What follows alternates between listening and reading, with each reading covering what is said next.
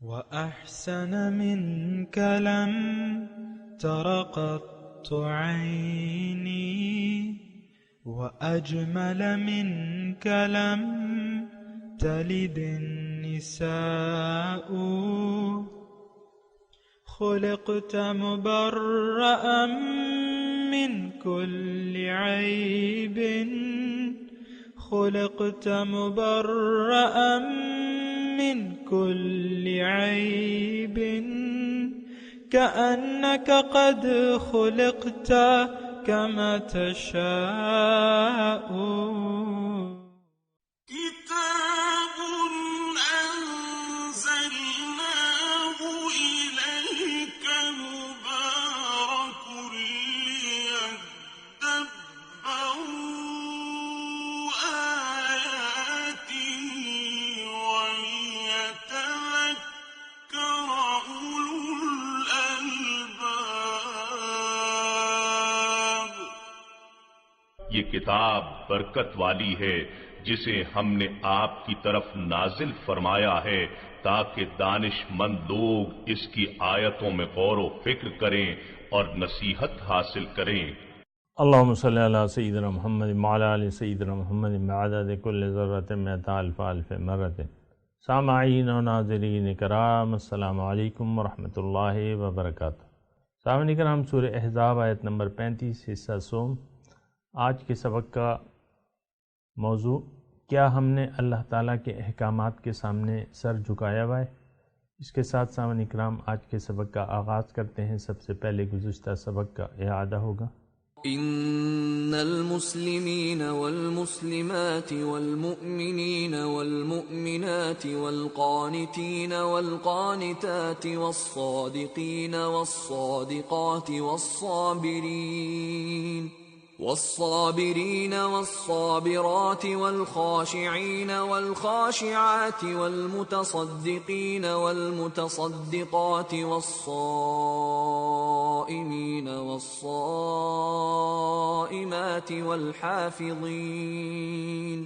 والحافظين فروجهم والحافظات والذاكرين الله كثيرا والذاكرات أعد الله لهم مغفرة وأجرا عظيما. بے شک مسلمان مرد اور مسلمان عورتیں اور مومن مرد اور مومن عورتیں اور فرما بردار مرد اور فرما بردار عورتیں اور صدق والے مرد اور صدق والی عورتیں اور صبر والے مرد اور صبر والی عورتیں اور عاجزی والے مرد اور عاجزی والی عورتیں اور صدقہ و خیرات کرنے والے مرد اور صدقہ و خیرات کرنے والی عورتیں اور روزہ دار مرد اور روزہ دار عورتیں اور اپنی شرم گاہوں کی حفاظت کرنے والے مرد اور حفاظت کرنے والی عورتیں اور کثرت سے اللہ کا ذکر کرنے والے مرد اور ذکر کرنے والی عورتیں. اللہ نے ان سب کے لیے بخشش اور عظیم اجر تیار فرما رکھا ہے. سامعین کرام، سورہ احزاب آیت نمبر 35 حصہ سوم. ان المسلمین والمسلمات والمؤمنین والمؤمنات، بے شک مسلمان مرد اور عورتیں، والمؤمنین اور مومن مرد اور مومن عورتیں، والقانتین والقانتات اور مطیع و فرمان مرد اور عورتیں، اور صادقین والصادقات. یہ اپنے ترجمہ سنا ہے سامعین اکرام، اس پہ ہم نے کل بھی بات کی تھی اور آج قانتین والقانتات سے ہم انشاءاللہ شروع کریں گے. قانت کہتے ہیں اطاعت گزار کو، یعنی اطاعت کرنے والے لوگ اور اطاعت کرنے والی عورتیں. یہ میں نے آپ کو بتایا تھا سامعین اکرام کہ یہ صفات مذکورہ جو ہیں یہ مسلمان مومن مرد اور عورتوں کی ہیں. یعنی مسلمان مرد اور عورتیں ان صفات کی حامل ہیں. اور یہ بھی میں نے عرض کیا تھا کہ ان صفات کے آئینے میں ہمیں اپنے کردار کا اور اعمال کا جائزہ لینا ہے کہ آیا یہ صفات ہم میں پائی جاتی ہیں یا نہیں پائی جاتی ہیں تو شکر اور استقامت کی ضرورت ہے. اور جم جانے کی ضرورت ہے، اور اگر نہیں پائی جاتی ہیں تو اس کے لیے کوشش کرنے کی ضرورت ہے، مایوس ہونے کی ضرورت نہیں ہے۔ اب یہ ہے نا کہ یہ صفات جو ہیں یہ مسلمان اور مومن مرد اور عورتوں کی صفات ہیں۔ ان میں جو پہلی صفت ہے وہ اطاعت گزار کی ہے۔ ظاہر ہے سامعین کرام، جب ہم کلمہ طیبہ پڑھ لیتے ہیں تو اس کا مطلب کیا ہے؟ اس کا مطلب یہ ہے کہ میں آئندہ زندگی میں رب کو مقصود بنا کے اس کی ہدایات کے مطابق زندگی گزاروں گا، اور میرا سر اللہ تعالیٰ کے سامنے جھکا ہوا ہوگا۔ میں اللہ تعالیٰ کے احکامات کے مطابق زندگی گزاروں گا یا گزاروں گی۔ تو یہ ایک صفت ہے کامیاب لوگوں کی، مومنوں کی، مسلمان مومنوں کی ایک صفت ہے کہ ان کا سر جھکا ہوا ہو، وہ اطاعت گزار ہوں۔ عام طور پہ ہم دیکھتے ہیں تو یہ صفت نہیں پائی جاتی، من چاہی خواہشات پر من چاہی زندگی ہم گزارتے ہیں، اور اس میں اللہ تعالیٰ کی ہدایات کا خیال نہیں رکھتے۔ تو یہ صفت جو ہے یہ ضروری ہے، اور اللہ تعالیٰ نے ایک جگہ فرمایا ہے کہ بلا من اسلم وجہہ للہ، کہ جس نے بھی اپنا سر جھکا دیا اللہ تعالیٰ کے سامنے وہو محسن، اور یہ مخلص ہو، اس میں اس کے لیے اجر ہے۔ تو ہمارا سر عام طور پہ جھکا ہوا نہیں ہے، اٹھا ہوا ہے، تو اس کے بارے میں غور کرنا ہوگا۔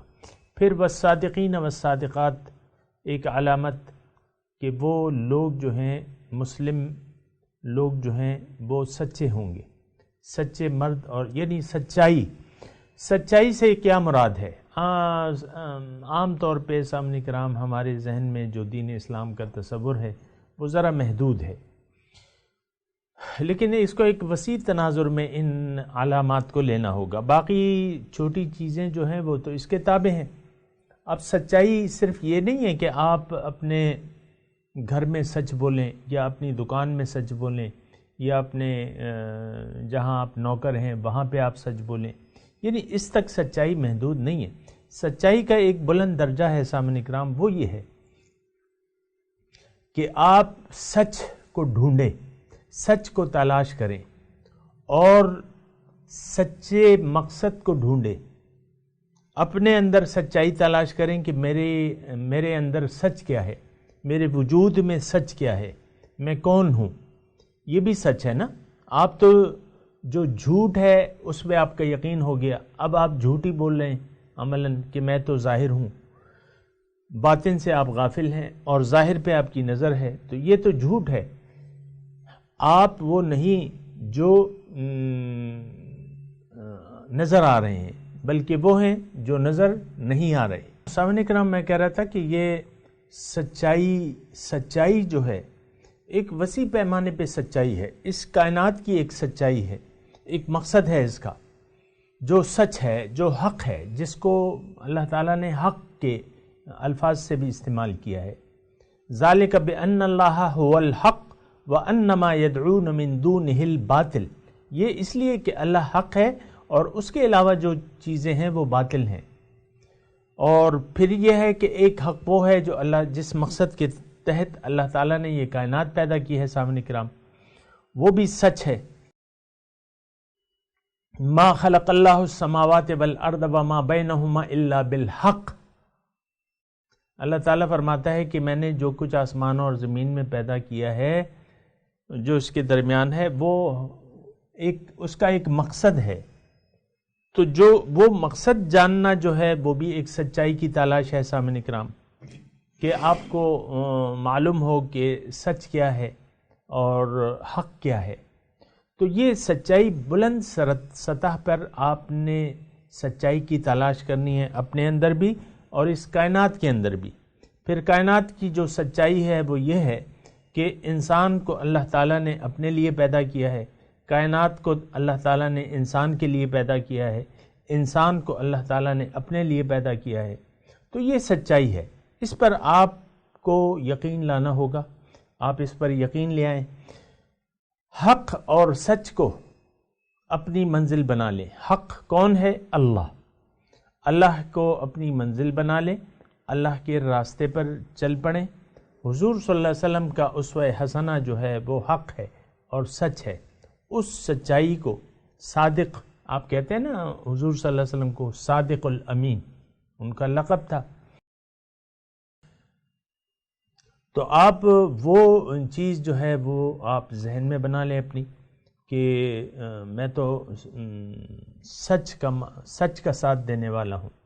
تو یہ صادقین اور صادقات سامعین اکرام، آپ نے ایک بلند سطح پہ ایک وسیع دائرے میں آپ نے سچائی کو ڈھونڈنا ہے اور سچائی کا ساتھ دینا ہے اور خود بھی سچ پر عمل پیرا ہونا ہے. اپنی زندگی کو سچائی کی ایک گواہ اور ایک نمونہ بنا کے آپ نے جینا ہے. والصادقین والصادقات.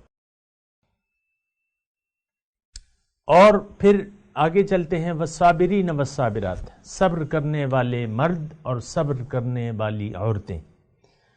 اب صبر کا معنی ہمارے جو مفہوم ہے یا جو جس حساب سے ہم لیتے ہیں وہ بھی ایک محدود مطلب ہے کہ آپ پر کوئی مصیبت آئی، مثال کے طور پہ آپ کوئی مشکل آئی، مصیبت آئی، تو آپ اس پر آپ نے اس پہ صبر کیا.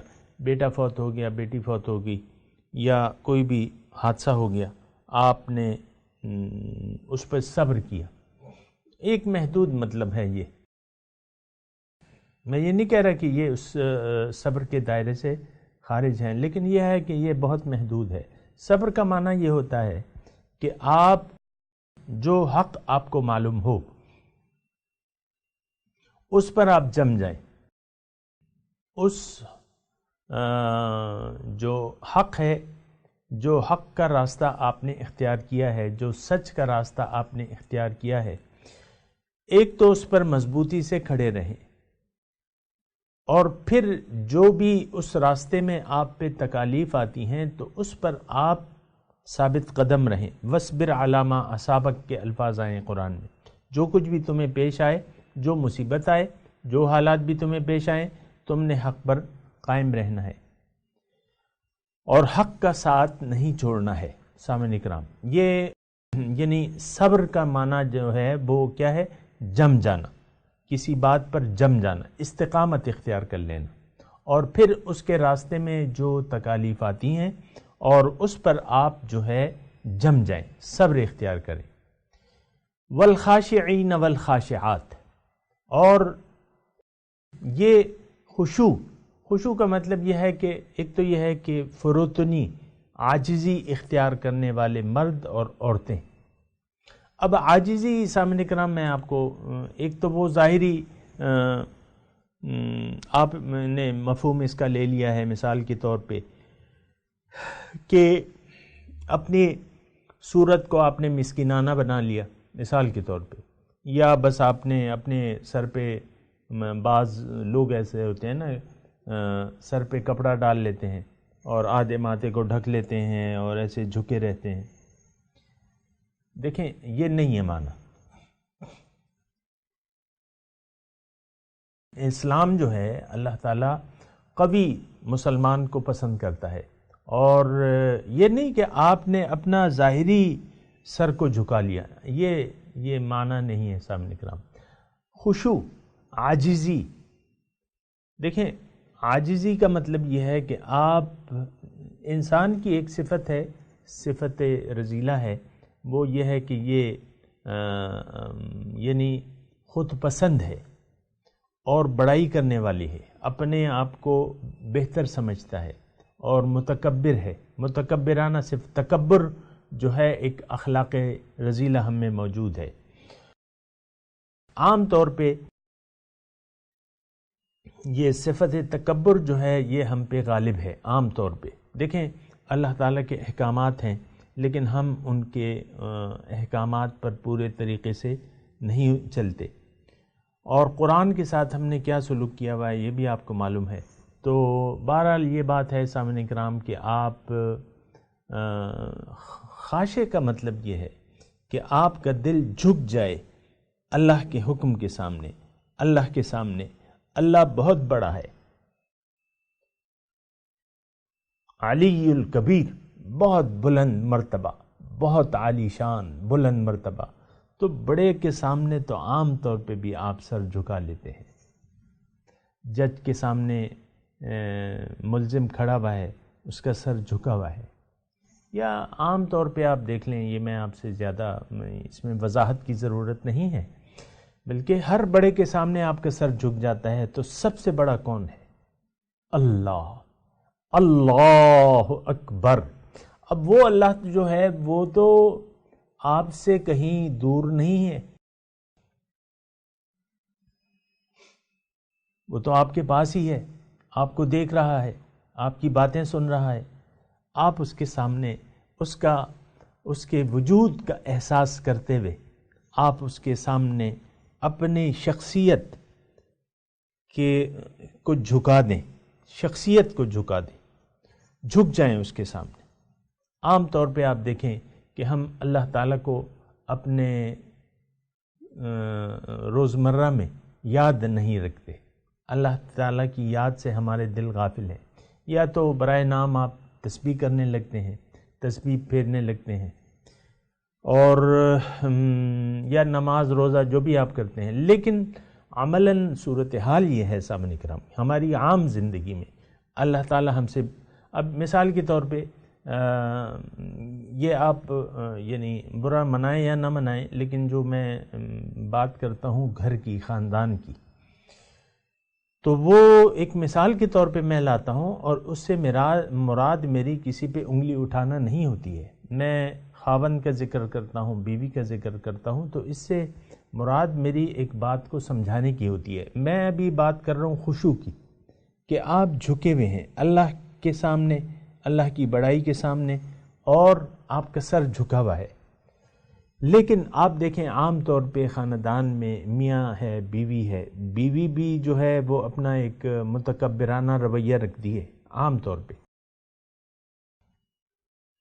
یعنی وہ اپنے شوہر سے معاملات شریعت کے مطابق نہیں کرتی، بلکہ اپنے مرضی سے معاملات طے کرتی ہے شوہر کے ساتھ، یا اسی طرح شوہر صاحب ہیں، وہ اپنے آپ کو کوئی چیز سمجھتے ہیں، اور وہ بیوی کے سامنے عام طور پہ دیکھیں گھر میں وہ شوہر حضرات داخل ہوتے ہیں تو میں نے سنا ہے کہ سلام نہیں کرتے، ایک تکبرانہ شان سے اپنے گھر میں داخل ہوتے ہیں، اور بیوی بچے پھر اور ان کو وہ توقع یہ کرتے ہیں کہ اور لوگ مجھے سلام کریں۔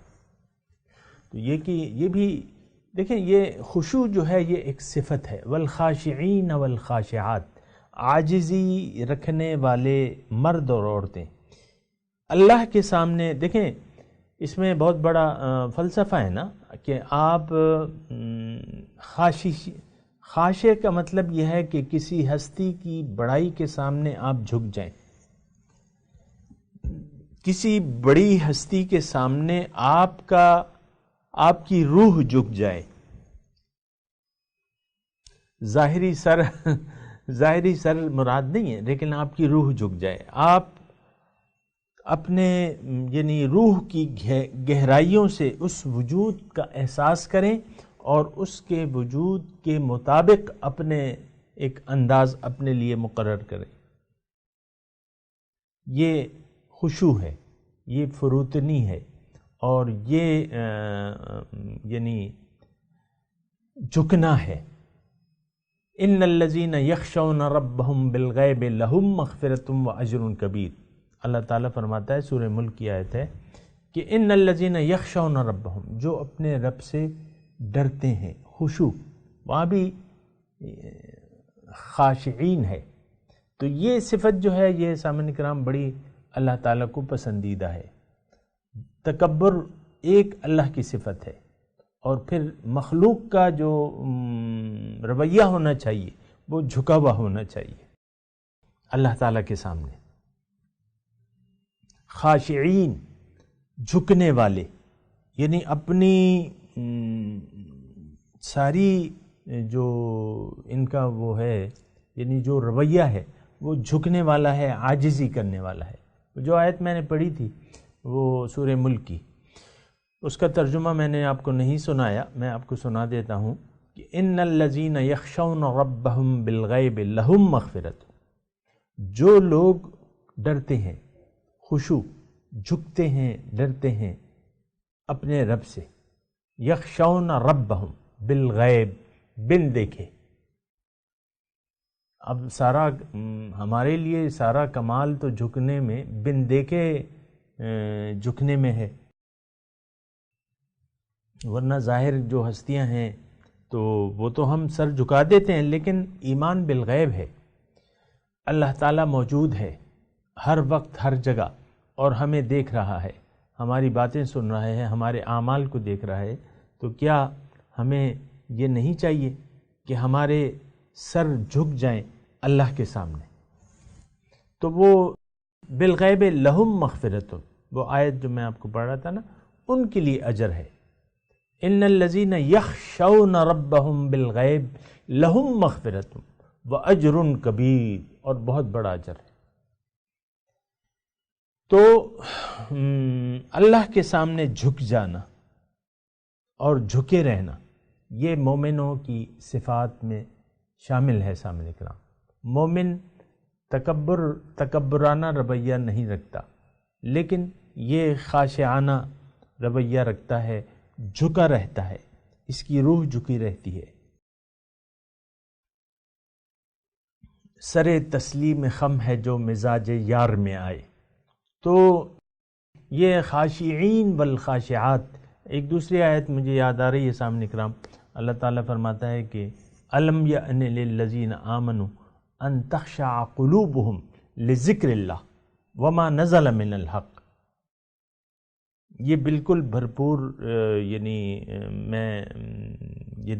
اصل مفہوم یہ ہے جو خاشعین، الم یأن للذین آمنوا، کیا نہیں آیا ہے وہ وقت ایمان والوں کے لیے، ان تخشع قلوبہم لذکر اللہ، کہ ان کے دل جھک جائیں اللہ کی یاد کے لیے، وما نزل من الحق، اور جو اللہ تعالیٰ نے نازل کیا ہے حق کی طرف سے۔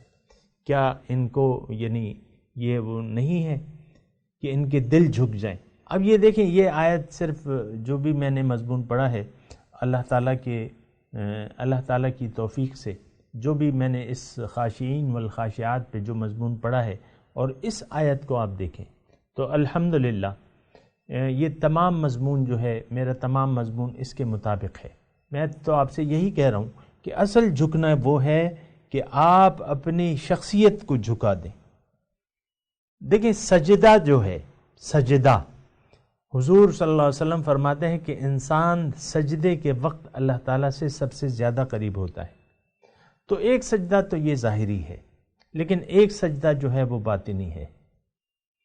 وہ سجدہ، وہ اقبال جو کہتے ہیں نا کہ یہ ایک سجدہ جسے تو گراں سمجھتا ہے، ہزار سجدوں سے دیتا ہے آدمی کو نجات۔ وہ سجدہ میں کہہ رہا ہوں کہ وہ سجدہ کیا ہے کہ آپ بالکل جھک جائیں۔ اور میں یہ بھی آپ کو ساتھ ساتھ بات بتا دوں سامعین کرام کہ ہمارا عام رویہ جھکا ہوا نہیں ہے، ہمارا ایک متکبرانہ رویہ ہے۔ دیکھیں مرض کو اگر ہم نظر انداز کر دیں، اپنے امراض کو نظر انداز کر دیں، یا اس سے پہلو تہی کریں، یا اس سے چشم پوشی کریں، تو اس سے تو کوئی فائدہ تو حاصل نہیں ہوگا۔ یہی ہوگا کہ وہ مرض برقرار رہے گا اور اصلاح نہیں ہوگی، بیماری سے شفا نہیں ہوگی۔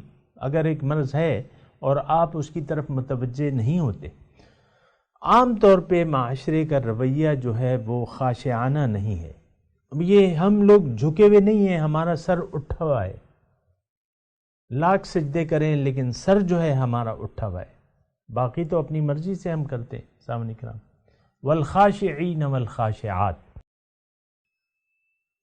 خشوع کرنے والے مرد اور خشوع کرنے والی عورتیں، یعنی ان کا رویہ جو ہے وہ عاجزانہ ہے، وہ خاشعانہ ہے۔